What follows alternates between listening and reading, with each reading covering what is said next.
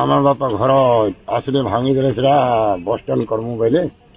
road के भी road बनाने से छाड़ी कर से घर थी मोर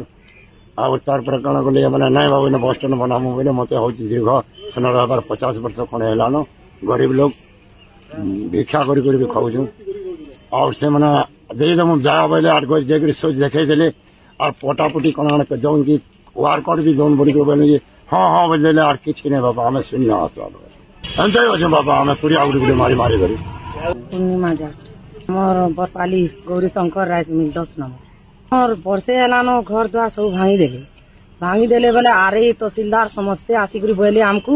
ई जगह छाड़ और तुमको 100 मीटर भितरे जगह देमु आमे और सही जगार घर बने कर रहब और तुमको पटा देमु जगह देमु सब बोली और वर्षे हेलानो जगह देखे देई छन आमे झुपड़ी मारी मारी अचु हेले आमे जेते थोर आवेदन कले भी हमर कथाटा ने सुनबा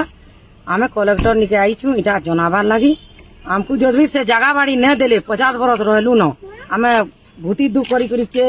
भिक्षा करी भी जासन के भूति करी जासन के लेबर काम भी करी जासन जब भी से जगह न देले बेले आमे